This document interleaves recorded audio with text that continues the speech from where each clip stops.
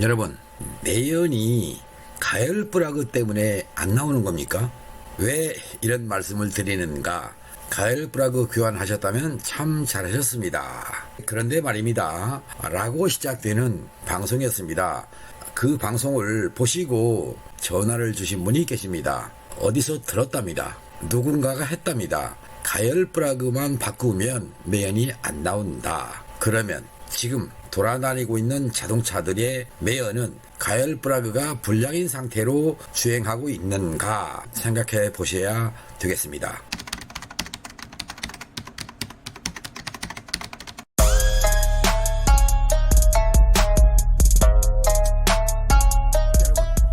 권영호TV 구독자님, 시청자님 반갑습니다. 가열 브라그에 대한 2차 방송을 시작하려고 합니다. 가열 브라그만 바꾸면 매연이 안 나온다. 혹시 여러분께서도 이렇게 아시고 계십니까? 가열 브라그와 매연과는 시동 초기에는 차이가 있을 수 있겠습니다. 그런데 시동을 거는 즉시 가열 브라그는 제 기능을 상실하게 됩니다. 그러면 가열 브라그가 있으나 마나 한 것 아니겠습니까? 여러분께서 생각하실 때 시동을 걸어서 운행하는 동안에 계속 살아있다면 당연히 매연이 안 나와야 되겠죠.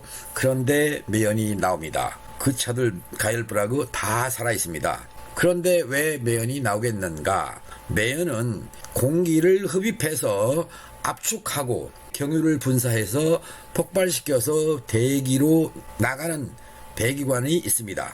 곧 배기관 내에 매연이 쌓여있다 또는 피해물질이 쌓여있다 라고 생각한다면 그 피해물질이 배기관에 왜 쌓였겠는가? 곧 엔진에서 흡입, 압축, 폭발 이 3단계에서 문제가 있었다 이렇게 보시면 됩니다. 흡입을 잘못했거나 압축을 잘못했거나 또는 폭발이 잘 되느냐 안 되느냐. 과거의 노즐이라고 하는 연료 분사기에서는 세월에 따라서 분사 상태가 달라졌습니다.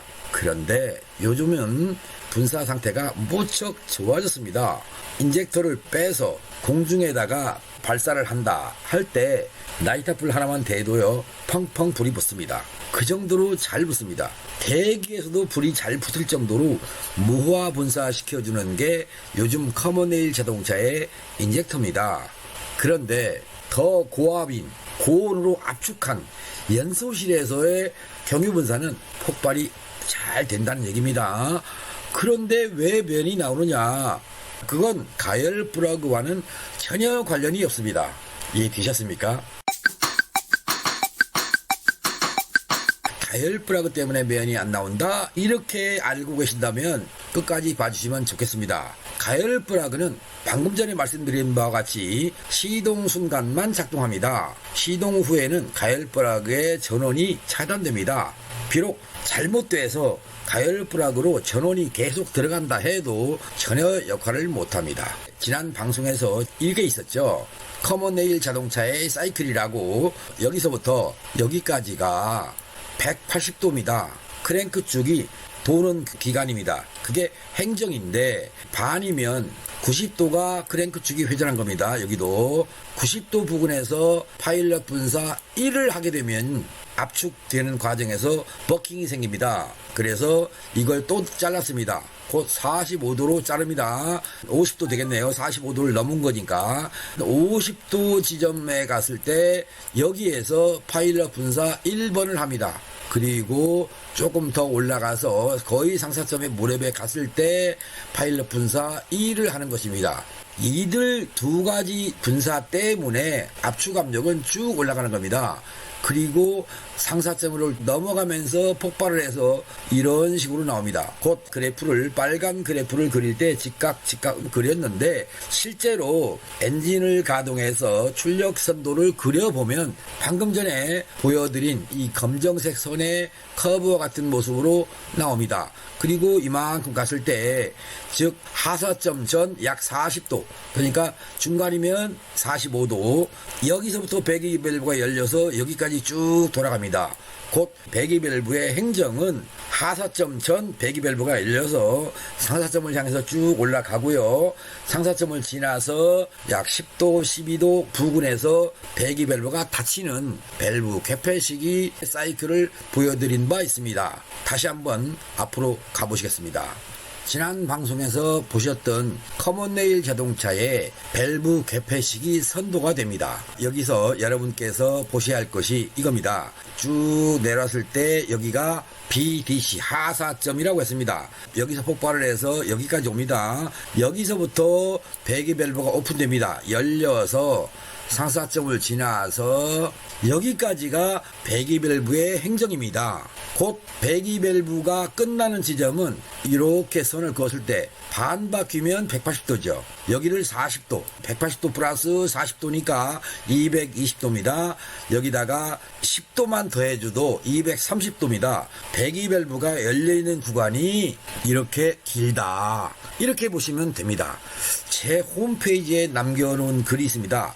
카프로 클럽인데 밸브 개폐식이 선도를 변형을 했다. 보시죠. 흡입, 압축, 폭발, 배기 이런 식으로 2회전을 하는 동안에 사행정 사이클을 완성하게 해서 자동차 엔진을 개량을 해봤다. 그랬더니 공회전 상태가 얼마나 좋은지 시동이 걸렸는지 꺼졌는지 모를 정도로 공회전 상태가 좋더라.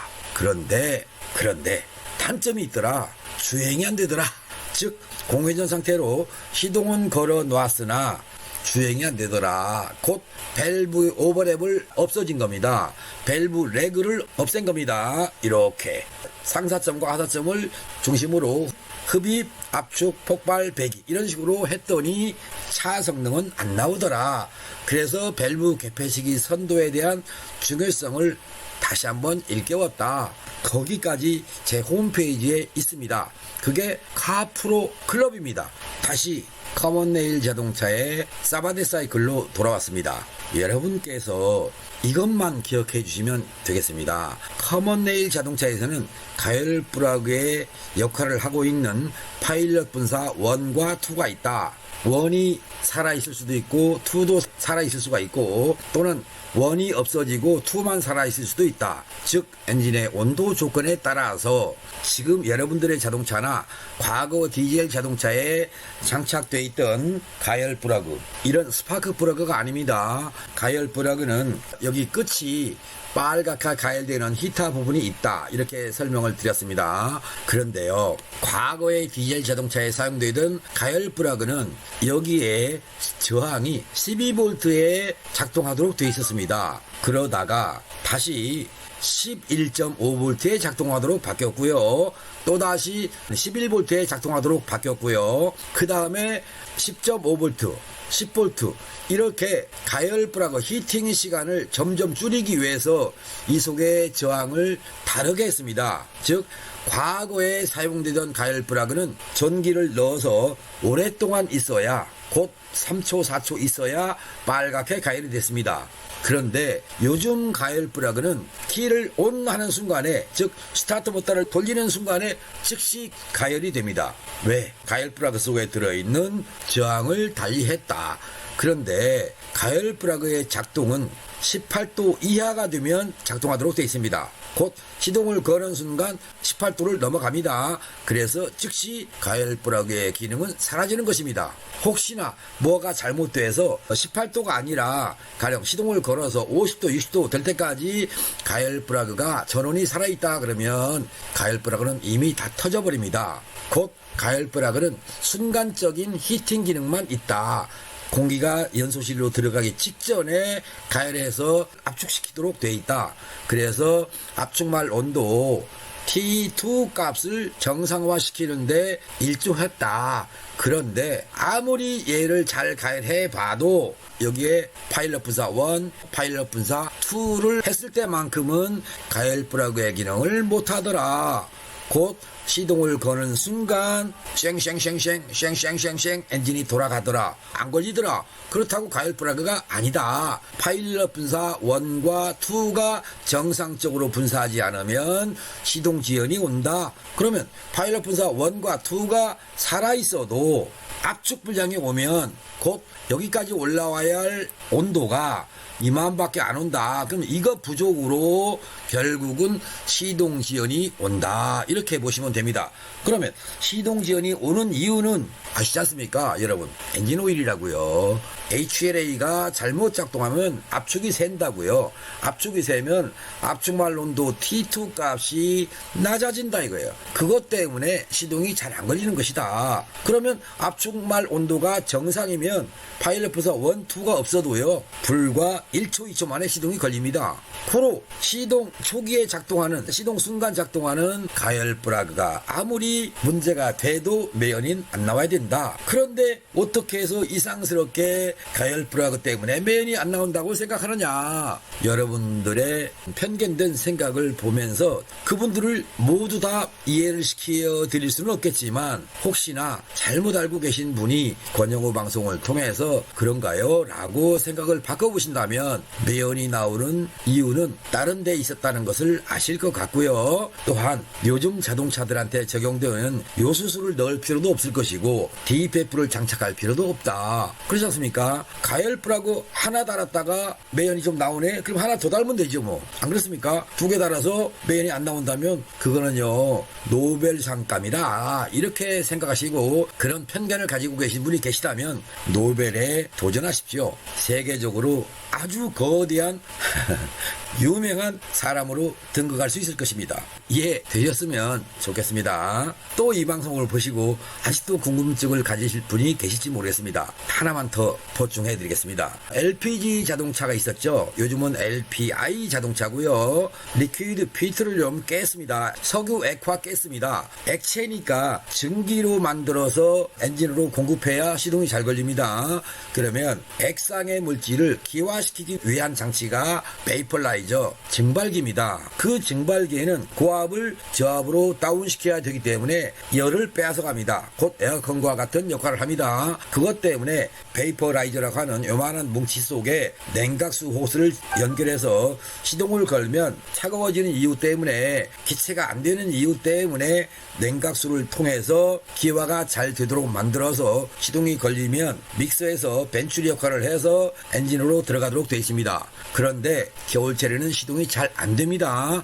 그래서 18도 이하에서는 기상 솔레노이드가 작동해서 즉 액체가 와서 기화돼서 기체로 가라는 게 아니라 bombe라고 하는 속에 기체 부분을 발주해서 그 기체 가스를 트로틀 발이 있는데 믹서 쪽으로 공급하도록 되어 있습니다. 즉 솔레노이드가 동작하도록 하는 조건이 18도입니다. 또한 엔진 오일 압력을 이용해서도 제어를 합니다. 엔진 오일 압력이 문제가 생기면 기체 가스용 솔레노이드가 작동하지 않도록 해두기도 했습니다. 엔진 오일이 압력이 비정상이면 안 되지 않습니까? 그래서 두 가지를 적용해서 액체가 나올 조건도 되고 기체가 나올 수 있는 조건도 돼서 시동성을 도와줬다. 18도 이상이 넘어가면 다시 액상으로 바뀌면서 냉각수 온도가 베이퍼라이저를 가열시켜줬다. 디젤 자동차에서 가열 브라그를 작동하는 조건도 역시 냉각수 온도를 중심으로 하는데 냉각수 온도가 예열되려면 시간이 좀 걸리기 때문에 18도 이하가 되면 가열 브라그가 동작하도록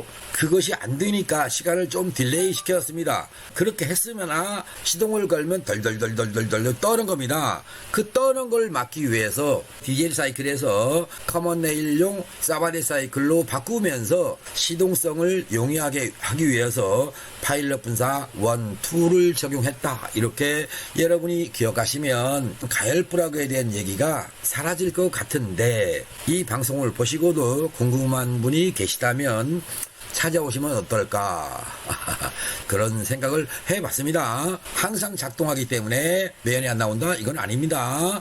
자, 그러니까 이 방송을 통해서 여러분이 다시 한번 깨달았으면 좋겠다라는 부탁의 말씀을 드리면서 지금까지 시청해 주신 구독자님 감사합니다. 항상 여러분의 자동차가 안전하게 운행할 수 있고 완벽한 상태로 운행할 수 있기를 빌고 있습니다.